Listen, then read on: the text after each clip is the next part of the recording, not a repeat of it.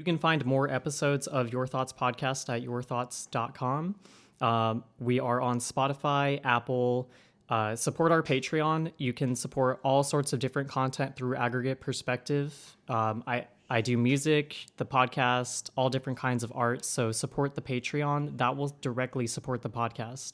Editing costs cost a lot, so please help out. Like us on Facebook, on Twitter, Your Thoughts Pod.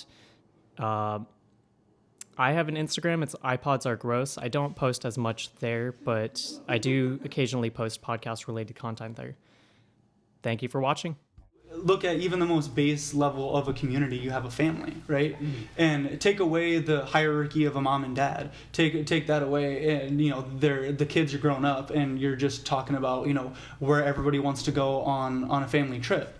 Is it a government? Is it forcing somebody to go somewhere because 5 out of 6 wanted to go to Cancun and the other one wanted to go to Florida? Mm-hmm. Like, it's not. It's just that's what a majority of people wanted. And anytime you have more than one person doing something, you're not always going to agree. And so when you enter into a society, you enter in understanding that it's not going to go 100% your way, and you have to be willing to compromise. You can't go into a society expecting it to be your way or the highway. That's literally tyranny. And so going into an anarchist society without the understanding that you're going to need to compromise and you're going to need to find common ground, then you're going in not as an anarchist. You're going in as somebody who does not either understand the concept or is going in bad faith. So essentially, like, there wouldn't be like a certain specific solution for that. It would take a community working together as a whole to deal with these individuals. Yeah, because I don't want to speak for any anarchist society, right? Because my decision may not be what another anarchist comes up with. I want to make clear as well, this is your version of anarchy, so I wanted to like get your view on how this would be done. Right, but also, in my opinion, I wouldn't be the only anarchist in my society. So I would present the idea of, if it's not a significant problem, or if it's just something that we can remedy by a couple other people stepping up, I would be the one that would be willing to step up personally. So I would be willing to have that as an idea, but other people may come up with, I still think that they should have to do X, Y, or Z. They should come up with a list of things they are willing to do. Right. There'd be some sort of agreement. Yeah. There again, compromise. That's why you have a society. You get everybody to come together. You have a meeting. You talk about what you think the best option is, and then you vote on it, and then you do something like a ranked choice voting, so you have something a little bit closer to like real democracy and not what we have today. Wow, so you're saying there's voting in anarchy? Like, there's things that you can do outside of just chaos and burning and stuff like that? Yeah, it's not just like Mohawks and Molotovs. It's not Mad Max all the time? It's not. I know. It's sad. I know. I probably lost a few anarchist friends now.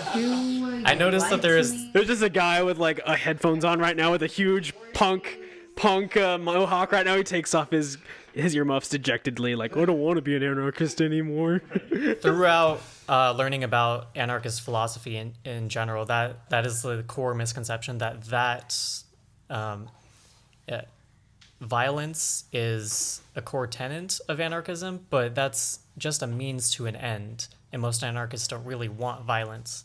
That's correct, and it also a lot of the violent anarchist stereotype comes from governments trying to propagandize. Trying to take out the government in a sense. If you take it to the extreme of, hey, I want anarchy now, that means this has to go. Right. There are historical examples of the government making it seem like anarchists were causing the violence as well. Like in Chicago during, I think it was like May Day or so, the May Day protests, the Haymarket protests, I believe. There was a bomb that was thrown that killed police officers, and there were, I think, 3 people or maybe more that were tried and hanged, and some of them weren't even there. Okay, so this is a while ago if we're doing hangings. Yeah, okay. Yeah. Okay, so... But yeah, it's the propaganda against anarchism has been long and thorough. Really, a lot of different kind of viewpoint. Yeah, I mean, most anarchist philosophy that you'll find, it has the same kind of principle, but it is something libertarianism has adopted. Although I like this principle is the non-aggression principle. It's literally that you can do whatever it is that you like as long as there's no victim, Right. and that goes back to the whole not having any prisons. Every time I hear that, it makes me think of the Wiccan creed, and if it harm none, do as you will. Yeah, Yes, exactly. absolutely. And that's Wiccan culture is, well, I should say, anarchism has, again, so many different roots that a lot of different places have a lot of those similar feelings. And Wiccans were also oppressed severely by governments, and so that's kind of a natural progression. When that thing is oppressive to you, you naturally go, well, I don't want that thing anymore, and you kind of fall under the anarchist society. But yeah, it's just when there's no victim, there's been no crime.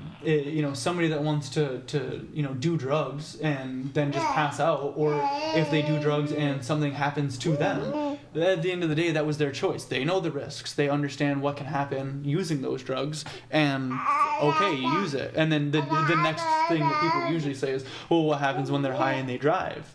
Well, it's the same thing that happens when you drink and you drive. I mean, it's still wrong. You're still, at that point, you are now no longer being aggressive. Whether or not you actually successfully harm somebody is insignificant to the non-aggression principle. So a question that came up that I'm assuming somebody in the audience will have is, if you eliminate the structures to enforce authority, i.e. the police, then how do you enforce people not drinking and driving? You have your society. I mean, your neighbors. You know the people that live around what you. does that look like? Like a community enforcement kind of? Yeah, and so that's what I was going to say. So we're all And just going to show up with pitchforks and We heard that you were drinking and driving. Ben, you were drinking and driving last week, and you killed Jenny down the road. What say you?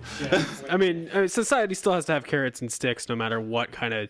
If it's a society, that means that we have a social contract to get along in some kind of sense, and we have to take care of one another in a sense. Right. It's just the how does that go about? How does that get executed? And and then how do we not allow for things like witch trials in this kind of government form? Yeah, and so this is where you start getting really deep into different philosophies. But generally, as a rule, you would have the people in the society as a whole would vote on it, much like anything else. You would want to have a small enough society that this would be something that's relatively conducive towards a quick solution. But you would want to at least have people be able to be a part of it, whether voluntarily or not. And so are we talking like the size of cities or smaller? Or and I think that this is, I guess that's up for a have debate. to put some real pen to paper to figure something out like that. Are we building a society, or are we just discussing? Yeah, exactly. But for community policing to work, you need to have people that have come together and have set a set of standards that they want in their area. For lack of better rules, they have, or for lack of better term, they want laws that people agree to in that area. But the difference is that you have to agree to them. It's different again in society in this day and age, because you can't just move to Oregon because you want to be able to smoke. You can't just move to Spain because you like their government better.